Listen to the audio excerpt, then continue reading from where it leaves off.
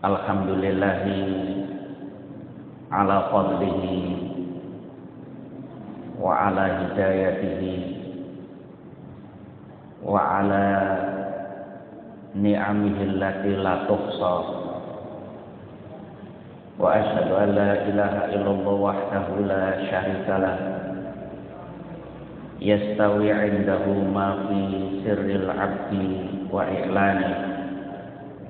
Wa asyhadu anna Muhammadan abduhu wa rasuluh arsalahu Allahu litablighil haqqi wa tibyani wa sallallahu alaihi wa ala alihi wa ashabihi wa sallama tasliman katsira.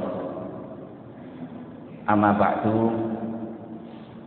Yang saya hormati Bapak Ketua PCN Pak Suwarno, Bapak Ibu jamaah kajian Ahad pagi yang dimuliakan Allah. Alhamdulillah pada pagi ini kita dipertemukan oleh Allah dalam suasana yang penuh barokah insya Allah, karena pertemuan kita ini adalah pertemuan yang berangkat dari spirit yang disampaikan oleh Rasulullah Shallallahu Alaihi Wasallam, bahwasanya kalau ada kelompok Muslim mukmin kemudian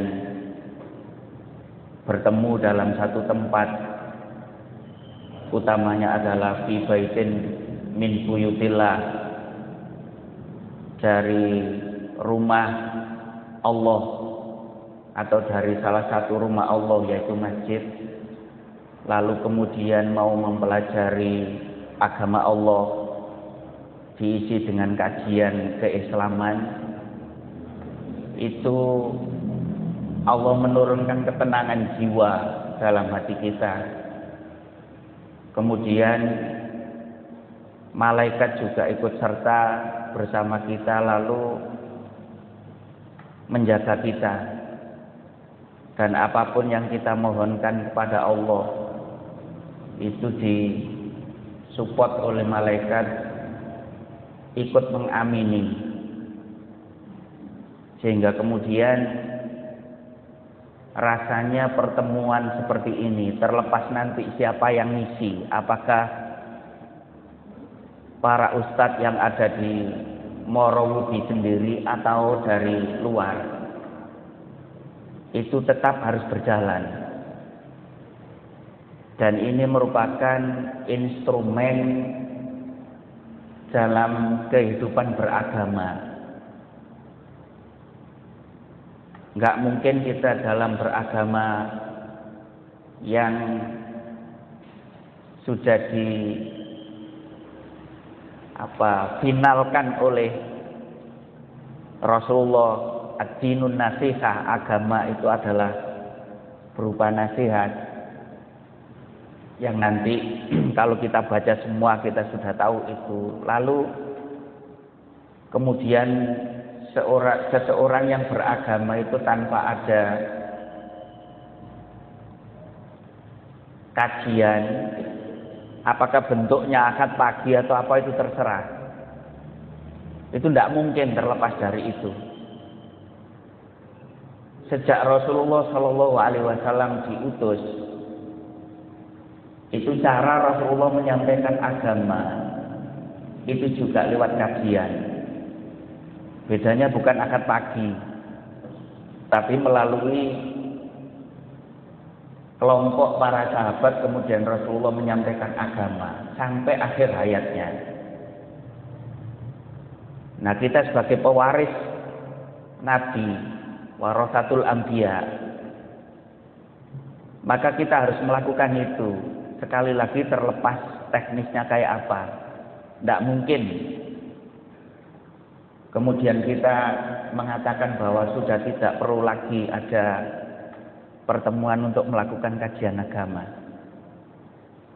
Kenapa demikian? Allah sudah nyeting bahwa tidak serta-merta orang yang memeluk agama Allah itu kemudian diberi ilmu oleh Allah yang disebut ilmu laduni, tanpa belajar kemudian tiba-tiba tahu. Enggak. Kalau Nabi kan langsung diberi wahyu, kita tidak diberi wahyu lagi tapi disuruh mengkaji. Nah, itu pentingnya di situ. Jangan dikira saya yang sudah terbiasa memberi kajian itu kemudian sudah berhenti tidak ngaji. Saya kalau hari Sabtu itu rutin ngaji. Saya Sabtu ngambil Sabtunya ngaji. Kemarin sehari dari pagi sampai sore ngaji. Saya lewat sini sore-sore. Lah mosok ustaz kok ngaji? Ustaz harus ngaji. Lek ustaz nggak ngaji itu ya wis itu aja yang disampaikan. Dan ilmu agama itu luas.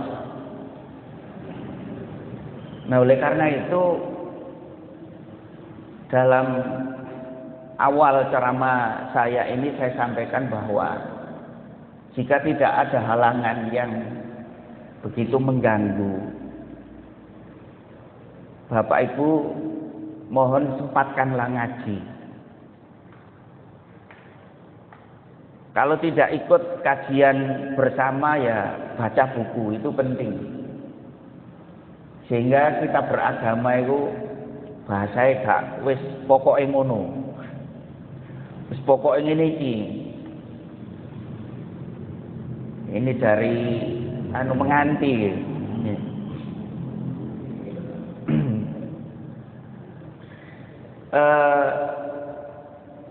Saya ingin menyampaikan beberapa hal. Kemarin ini ya kita memperingati Guru Nasional. Saya awali dari situ. Kita punya maha guru yaitu Rasulullah Shallallahu Alaihi Wasallam. Saya teringat ketika Rasulullah bersama Ibnu Abbas, dan Ibnu Abbas itu waktu itu masih kecil,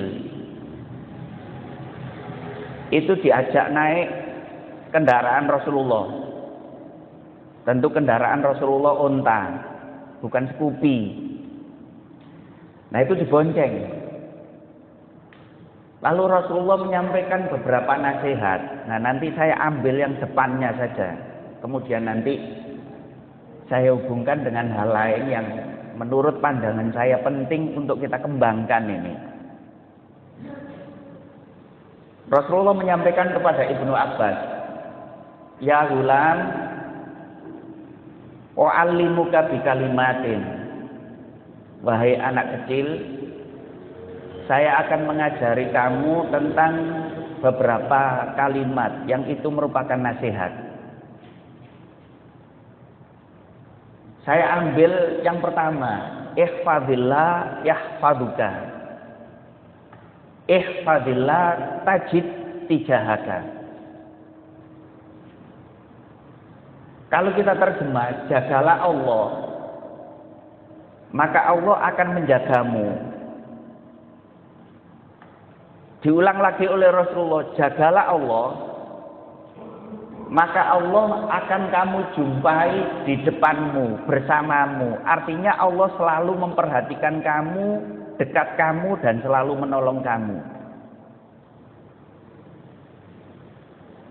Dan menjaga Allah itu dengan cara menjalankan syariatnya dan menjauhi larangannya. Itu menjaga Allah. Refleksinya tentu kita harus sering zikir kepada Allah dalam kondisi apapun. Sehingga kalau kita baca hadisnya semua itu kan ta'arraf ilallahi firraqa ya'rifuka fisyiddah. Kenali Allah, ingat Allah saat kamu jaya. Apakah jaya dari sisi finansial atau jaya dari sisi kesehatan, berjaya dari sisi tempat. Itu kalau kita selalu kenal Allah dan ingat Allah, ya'rifuka fi syiddah. Allah akan mengenali kamu dan selalu ingat kamu ketika mendapatkan kesulitan. Yang gampang memberi spirit kepada kita untuk ingat Allah itu lek sulit toh. Lek sehat agak susah, tapi luwih selewara kuwi eling Allah tok. Sampai njaluk donga wong sak kampung. Itu kita, termasuk saya. Jangan dikira kemudian berarti Ustadz enggak. Manusia begitu. Nah, oleh karena itu memperingati guru nasional itu nasihat terpendek adalah jagalah Allah, itu paling gampang. Karena kalau kita sudah menjaga Allah dengan menjalankan syariatnya, itu Allah akan menjaga kita. Nah, kemudian saya akan membicarakan tentang begini. Kajian akad pagi itu sering ceramah kerep, walimah beleduk dari wong dukun. Setiap walimah itu mbok campur dangdutan, mbok apa mesti ono ceramahe. YouTube luar biasa, ceramah bentuk apapun ada. Habis itu pertanyaannya gini, tapi faktanya kok orang itu agak susah ya untuk diajak taat kepada Allah. Akhirnya kemudian bagi pelaku penceramah dan utamanya panitia itu sodok males. Akhirnya sodok gembos. Wah, gak ono gawene kajian akad pagi, apane wong sik tetep biasae. Pernah enggak merasakan begitu? Akhirnya misalnya desa yang biasanya kalau setiap ada acara itu diadakan ceramah agama. Habis itu kok orang kok semakin banyak sering ceramah agama kok semakin ndak taat yo. Timbangannya ini dangdutan, akhirnya ceramah wis kono. Lah itu gimana itu kira-kira penyebab utamanya? Nah, pagi ini jenengan saya ajak berpikir ke situ, kemudian nanti mari kita kembangkan utamanya di internal diri kita sendiri, kemudian kepada siapapun. Kita cari penyebabnya. Lek jenengan lihat di surat Al-A'raf ayat 12. Itu Allah mengkisahkan tentang iblis. Tapi nanti jangan hanya sekedar dipahami iblis itu sombong. Tak durunge sombong lho lapong. Itu penting. Ketika Allah mengkisahkan iblis di situ, Allah berfirman, "Qala ma mana'aka alla tasjuda idza amartuk." Qala ana khairun minhu khalaqtani min nari wa khalaqtahu min nar. Nah, ini nanti sebagai guru pun jangan cepat menderita kalau nanti anak didiknya itu tidak mudah taat. Itu kalau kita terjemahannya adalah begini. Apa yang menghalangimu iblis sehingga kamu tidak mau sujud kepada Adam ketika saya perintah? Jawaban iblis, qala ana khairum minhu khalaqtani min nari wa khalaqtahu min tin. Saya lebih baik, saya lebih mulia daripada Adam, karena saya engkau ciptakan dari api wahai Tuhan, dan Adam engkau ciptakan dari tanah. Pola pikir iblis itu kepada hal yang diperintahkan, bukan kepada yang memerintah. Ini sudah pernah saya sampaikan di beberapa pertemuan. Karena banyak orang yang memahami ayat ini itu menunjukkan kesombongan iblis katanya. Tapi saya tidak ke situ. Penyebab iblis bisa sombong itu apa? Itu yang perlu kita cari.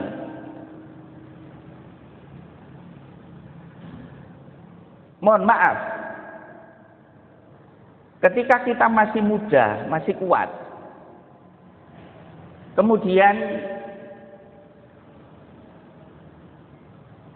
disampaikan untuk aktif sholat, lalu dia masih bolong-bolong sholatnya, bahkan kadang meninggalkan, kemudian masih berpikir, nanti saja kalau saya sudah tua. Itu kenapa? Kok punya pikiran itu kenapa?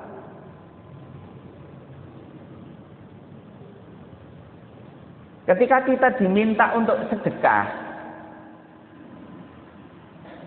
lalu tidak segera mensedekahkan harta kita, lalu berpikir panjang, wah, ini saya mengumpulkan uang ini sulit, dari 1000-1000. Lalu ngumpul, kok sekarang kemudian diminta untuk menyumbang, nominalnya disebutkan setiap warga 100.000. Ketika ada momen itu kemudian tidak segera merespon, itu kenapa? Jawabannya adalah karena fokus pemikiran kita adalah di hal yang diperintahkan, bukan kepada yang memerintah. Maka iblis ketika diminta sujud kepada Adam, itu pikirannya ke situ. Lah apa aku digawe teko geni, terus Adam digawe teko tanah. Kok aku kon sujud nang Adam lho. Dia tidak mikir bahwa yang nyuruh itu Allah. Nanti kita sebutkan semua antara orang yang nurut dan tidak nurut, nanti efeknya apa itu kita sebutkan semua. Nah, sehingga kemudian orang-orang yang sekarang itu walaupun labelnya sudah muslim, kemudian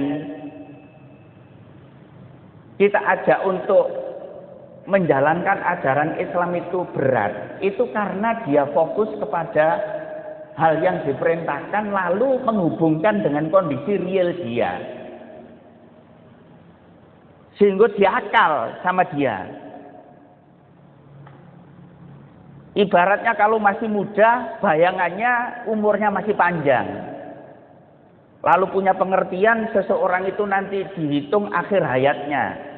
Kalau akhir hayatnya bagus-bagus, gak apa-apalah sekarang saya masih muda, berfoya-foya dulu, nanti kalau sudah tua saya baru menjadi orang soleh dan orang alim, khusyuk. Masih ke sana pikirannya.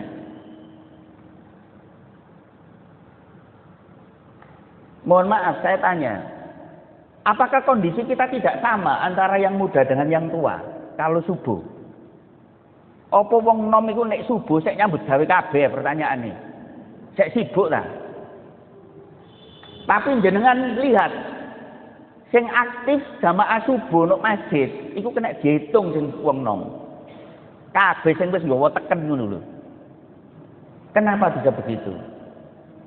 Jangan kaget pola pikir anak muda itu meneh aku lek wis koyo mbah wae lagi nang masjid.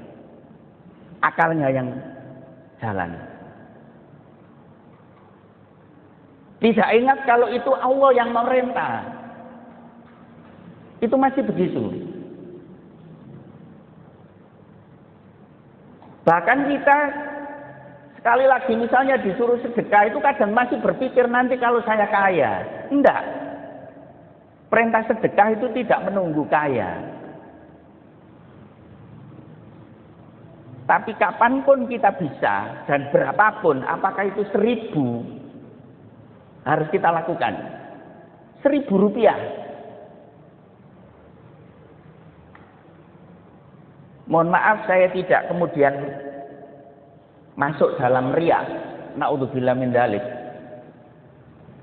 Saya kalau keluar dengan anak saya, kemudian bawa mobil, itu mesti yang saya tanyakan apakah ada uang kecil di mobil itu. Apa?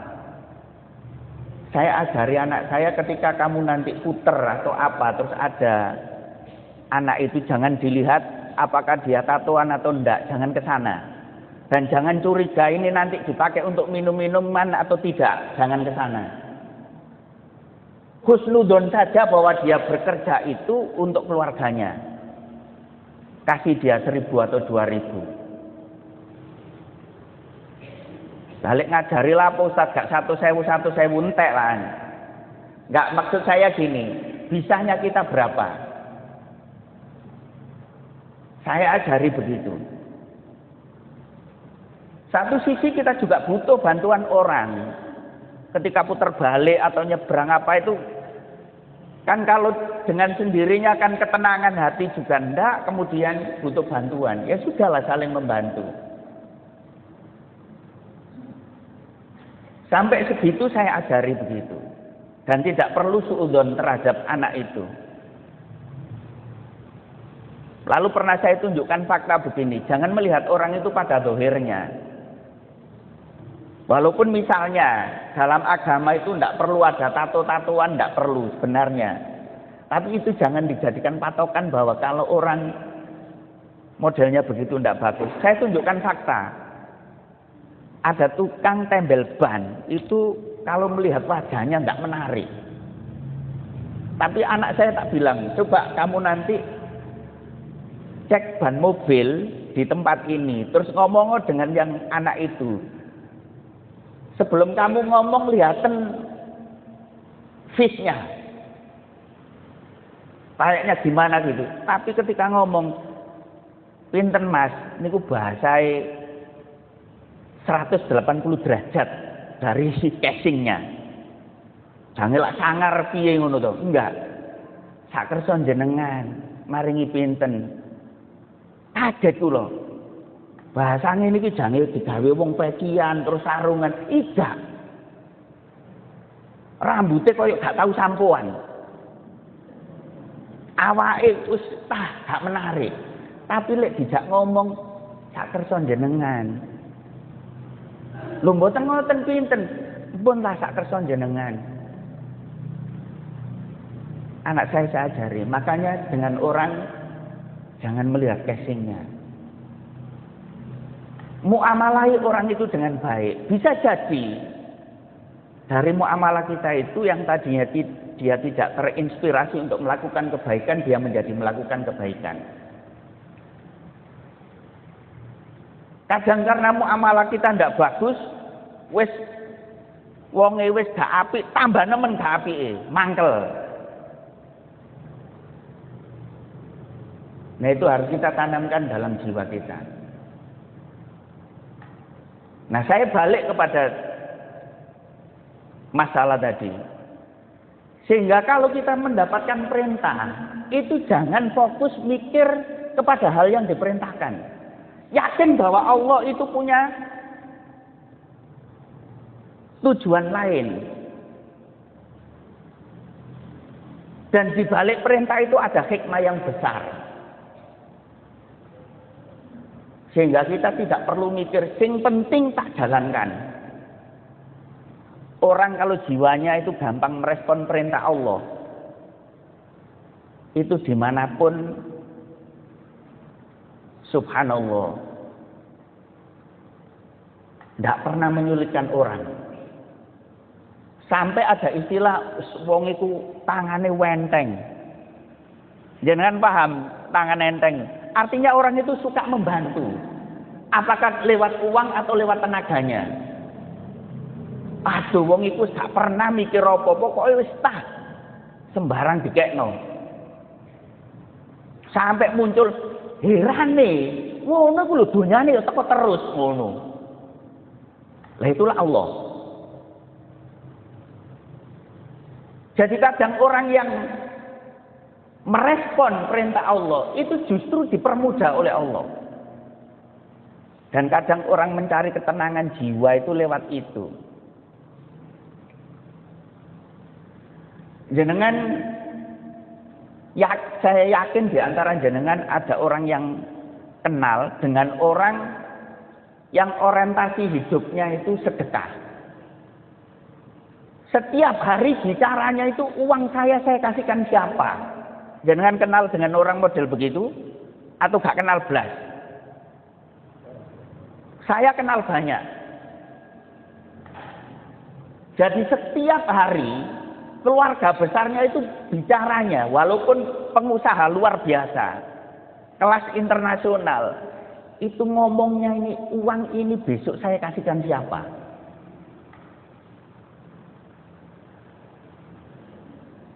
Walaupun begitu, itu udah habis itu, hartanya itu semakin bertambah.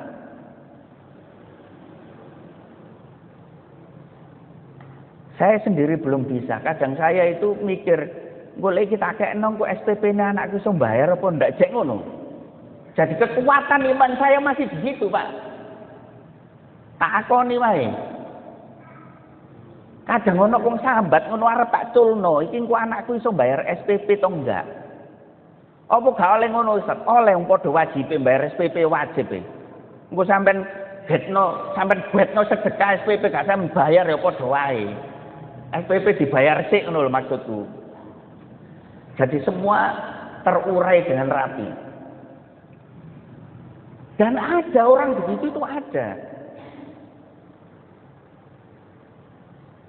Di kelas dukun itu saya ketemu orang, itu setiap ketemu dengan saya, itu mesti harapannya gini, saya ini sudah tua, tapi saya mohon kepada Allah, ya Allah, jangan dicabut nyawa saya dulu. Saya ingin di belakang masjid saya ini muncul pesantren. Sebelum itu tanah di belakang masjid itu mau dibeli. Doakan tanah ini terbeli oleh saya. Dan saya sudah nyimpan uang 5 miliar. Sudah dibeli 3 miliar sekian. Baru bulan yang lalu. Kemarin ketemu saya lagi. Setelah saya doa, ya Allah masjid saya jangan diambil dulu nyawanya sampai masjid selesai. Masjid selesai. Setelah itu harapan tanah belakang ini terbeli, wis terbeli. Kok aku mikir kok nah mari aku mati temen. Saya bilang ndak, insya Allah umur masih panjang. Karena masih punya cita-cita membangun pesantren. Lek jenengan tingali cashinge koyok kedonyan, wong bendino mikirnya begawe. Tapi orientasinya itu ke sana. Dan kemudian saya ingin berpesan begini. Kalau ada teman yang giat bekerja, itu ojo didalili ngene.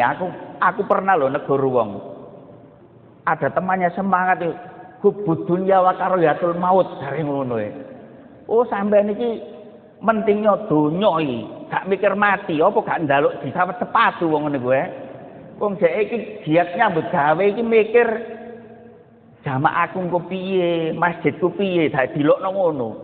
Esuk metu ngono, sampean iki kadang gak melok kajian, mergo waktu iku mungkin ana janjian. Aku izin gak melok kajian, mari ngono budal didalili hubud dunya wa karayatul maut. Sampean mentingno bisnis daripada akhirat. Jare wonge sak pira sedekahmu, Dik, ngono ya.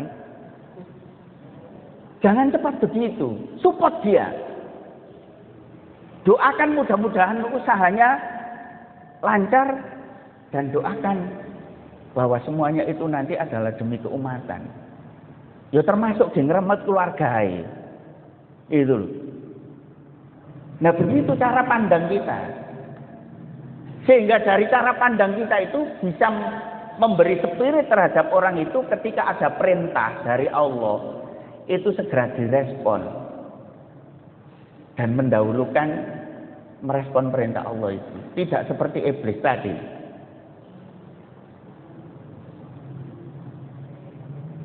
Pola pikir iblis itu diadopsi oleh anaknya Nuh alaihissalam.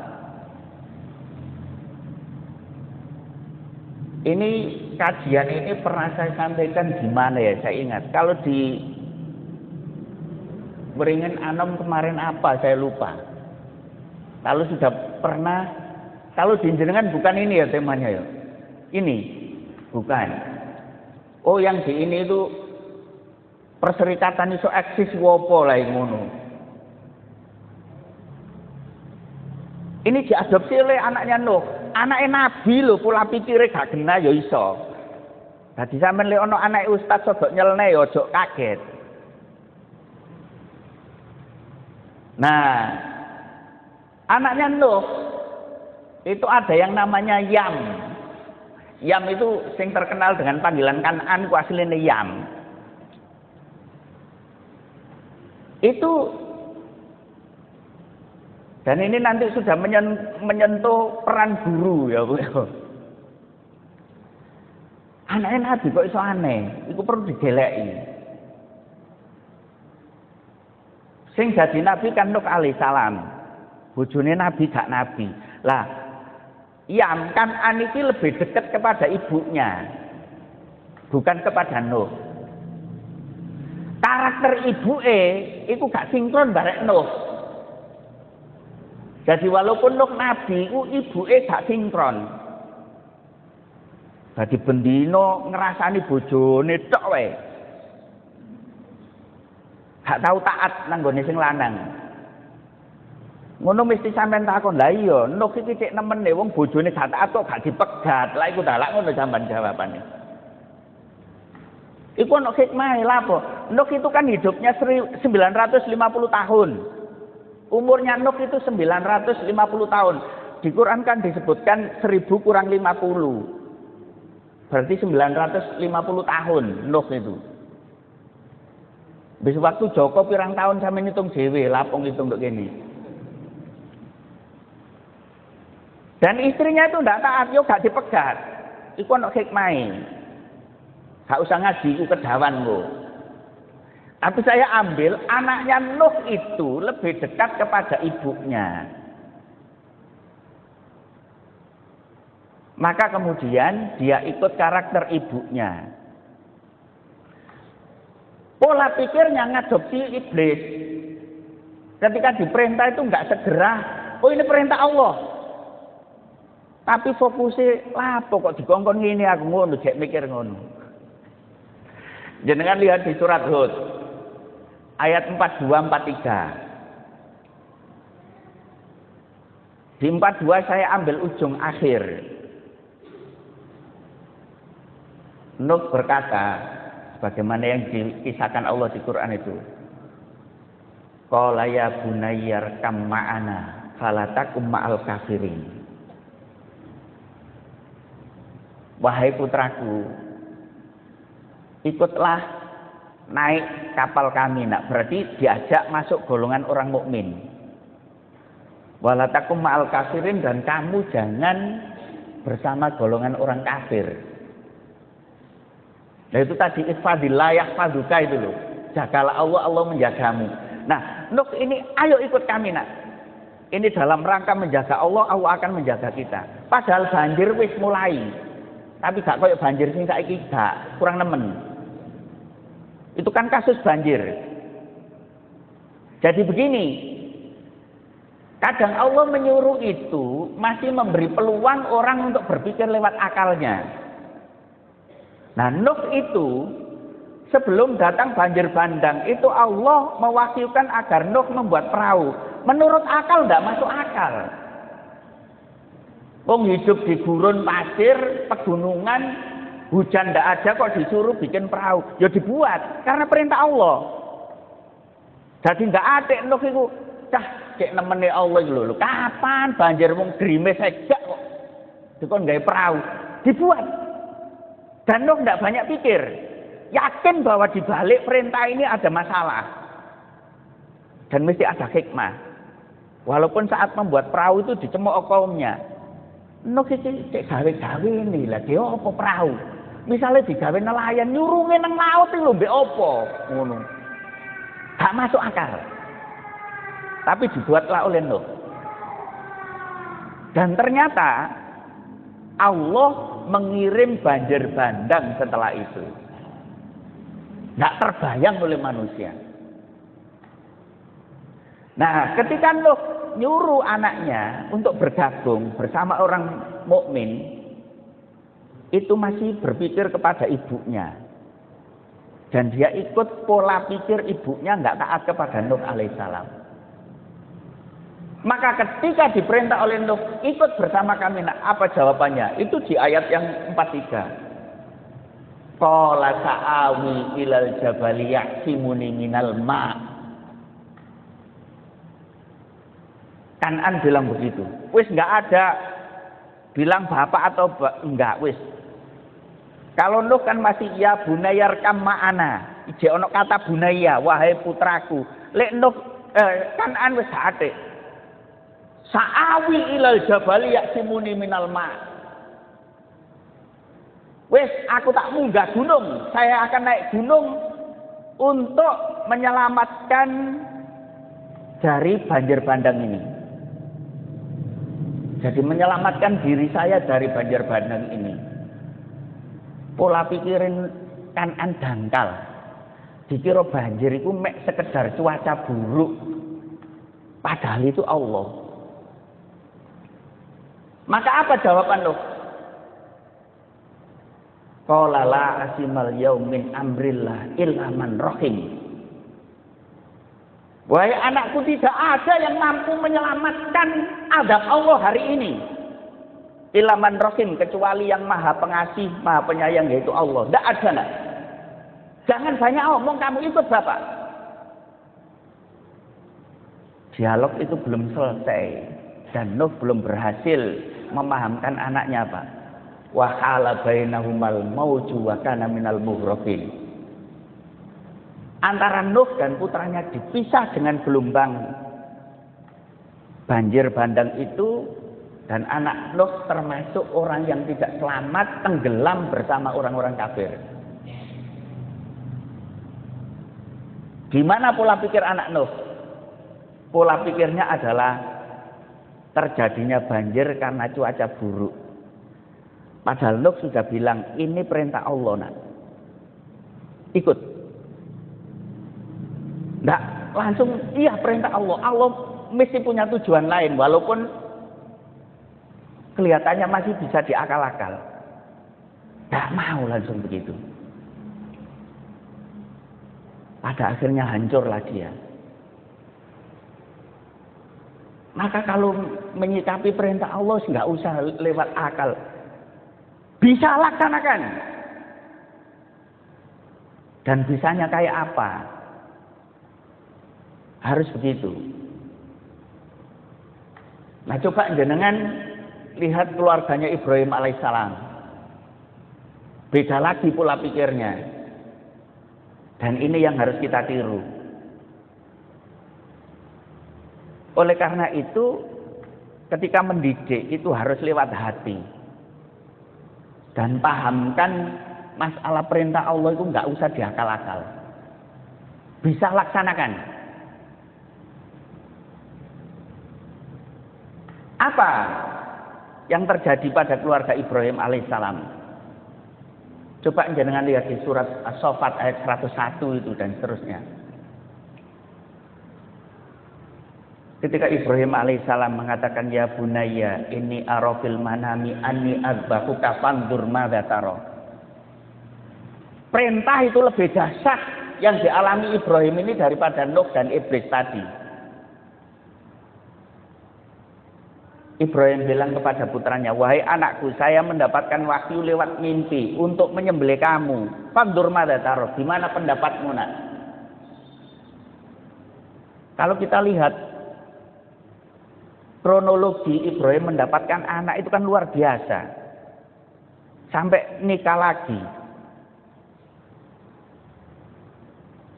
Bertahun-tahun mendapatkan anak satu. Kemudian ketika umurnya sudah sampai bisa membantu ayahnya, itu ada perintah untuk menyembelih, kan dahsyat. Andai kata putra Ibrahim yang bernama Ismail itu kayak putranya Nuh, marahnya lebih dahsyat. Bapak iki wis gendeng mbek yo. Kepengen anak lho, suwi sampai-sampean kawin maneh ge oleh anak situ. Kok saiki kon nyembelih gulumu dhewe potongan, lak ngono jane. Sampel bapak iki. Sampai ngomong ngene, anggite engko cek rabi maneh ngono mbek ngono Pak sampean. Tapi lihat Ismail. Qala ya abatif alma tu'mar satajiduni insyaallah minas sabirin. Wahai bapak, laksanakanlah apa yang diperintahkan kepada engkau. Dan engkau akan mendapati saya termasuk orang yang sabar. Dan ternyata perintah Allah itu adalah ujian sebenarnya. Taat atau tidak. Maka ketika Ismail dan Ibrahim ini cepat merespon perintah Allah, sebelum perintah itu terlaksana, Allah sudah memanggil dan menegur, jangan dilanjutkan. Itu hanya sekedar ujian buat kamu, diganti dengan domba.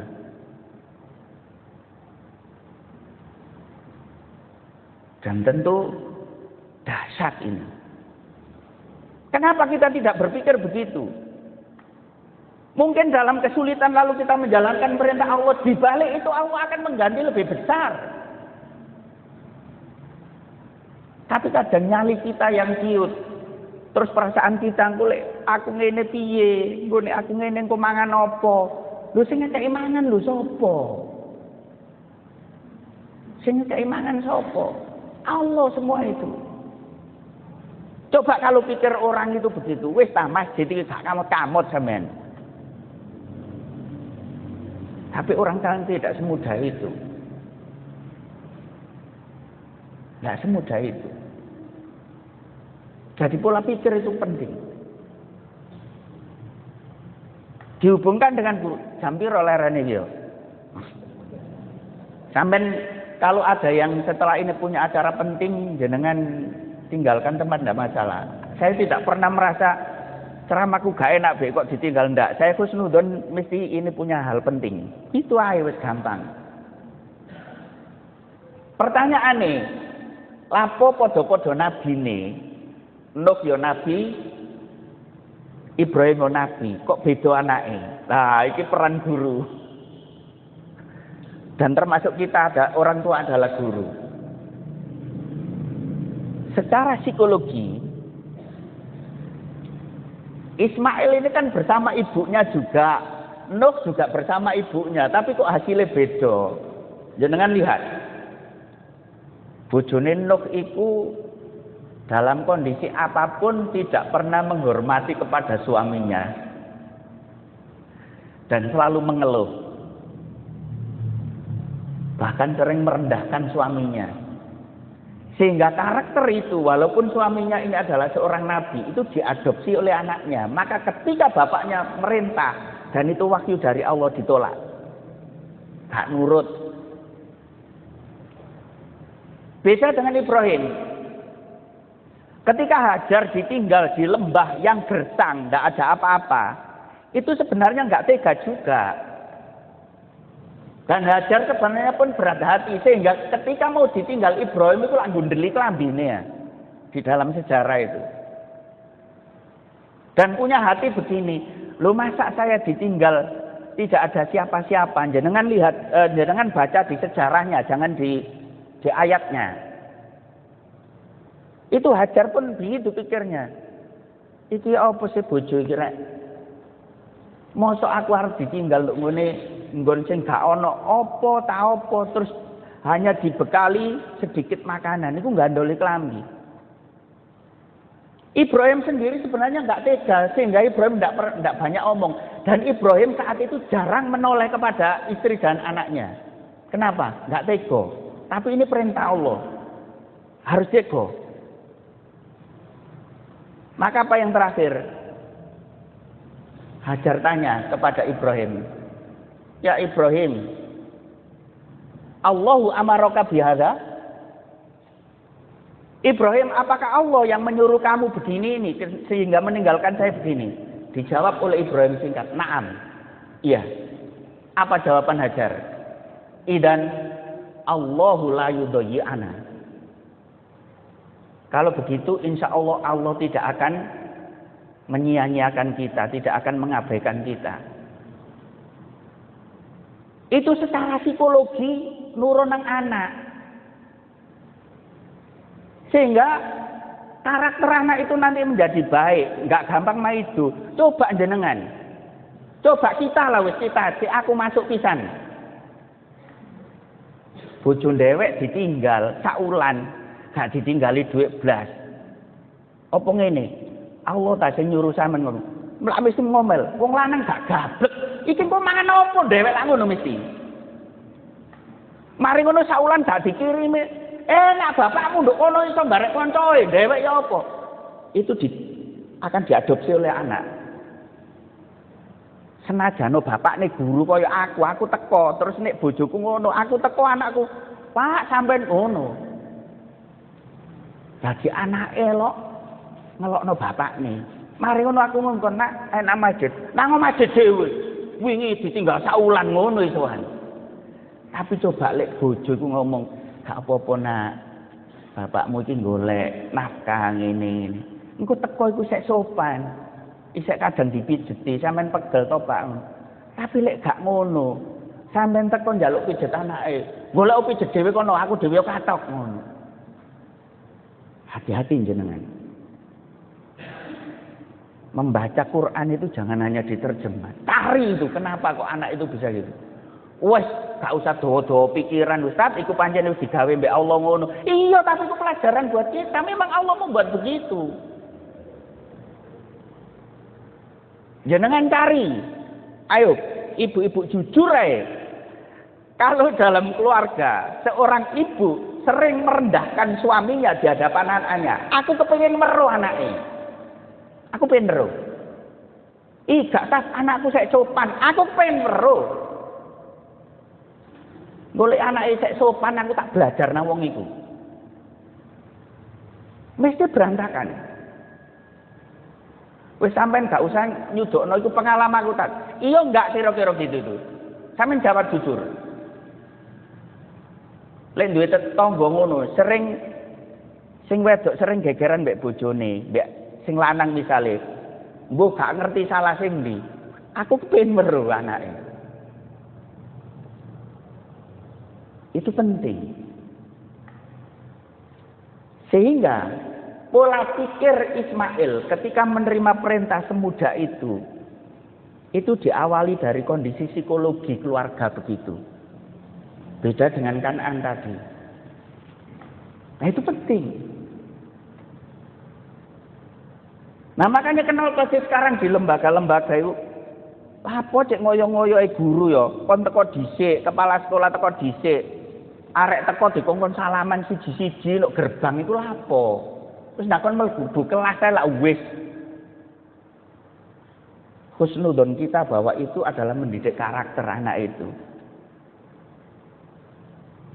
Gue kadang mari ngono arek iku lek kapane nduk omah iku gak terbiasa ngono, engko nduk sekolahan iku nduk kelas semene. Nek ditakoni lapo, dhek mikir. Lah ning nduk omahku kok kaya nduk sekolahan ngene. Iso ya dadi mikir ngono. Itu penting.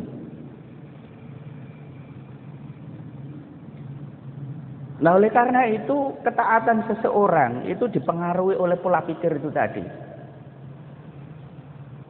Nah sehingga Ismail itu cepat nurut. Itu karena fokusnya tidak kepada hal yang diperintahkan, tapi fokusnya ini Allah yang nyuruh, mesti Allah punya tujuan. Gitu loh. Andai kata Ismail itu pola pikirnya kayak anaknya Kan'an, yaitu tadi yang saya contohkan, mesti muring-muringnya tambah nemen. Nah maka ketika Umar tawaf, terus lihat iki, lah iya lapo wong tawaf kok rebutan nyium hajar aswad wong matu wae lho, kono lak ono si lapo kok ngrebut iku nang nggawa dhewe kok lak ngono ibarate. Apa yang dia omongkan Umar? Lauma ra'aitu anna Rasul sallallahu alaihi wasallam yuqabbilu kama qabbaltuka. Sebelumnya bilang begini, innaka la hajarun la yanfa' wa la yadur. Laula anna ra'aitu Rasul sallallahu alaihi wasallam yuqabbilu kama qabbaltuka. Kamu hanya sebuah batu, tidak bisa memberi manfaat dan tidak bisa memberi madarat.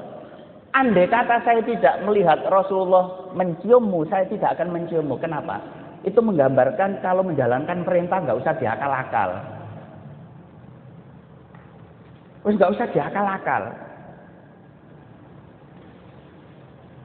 Jadi ini wis ono perintah haji, bulan haji, gak usah dirubah.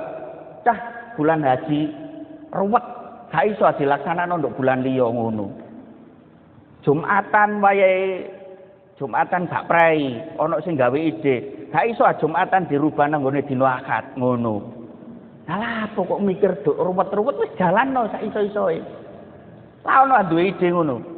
Kok umpama dirubahna dina Ahad tak protes maneh. Dina Ahad rek wayahe prei wong kabeh lah apa gak dina. Lah ngono sak bulet ae.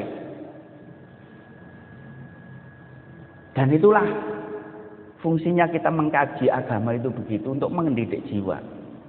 Nek perintah wis iso-iso dilaksanakno.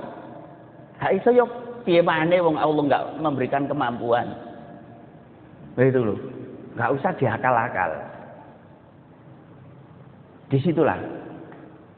Nah, oleh karena itu saya ngajak kepada saya pribadi dan kepada Bapak Ibu dalam merespon perintah tidak perlu menggunakan akal terus engko sing gawe alasan macam-macam. Sudah laksanakan. Dan nggak perlu ditunda-tunda. Misalnya lek sampean kepengin sedekah, wis nah sedekah. Gak usah dipikir maneh, engko dadi gak sedekah. Gak usah ditunda-tunda. Wis tak meneh esuk lak ono maneh. Wis sampean ngono wae. Nah, itulah yang bisa saya sampaikan di pagi ini, mudah-mudahan bisa memberi wawasan dan bisa memberi spirit kita untuk menjadi hamba Allah yang hebat, yang handal dalam menjalankan tugas sebagai kehambaan ini. Dan mudah-mudahan Allah selalu memberi petunjuk kepada kita. Amin amin ya rabbal alamin. Sebelum saya tutup dengan doa, ada pertanyaan atau cukup? Nggih.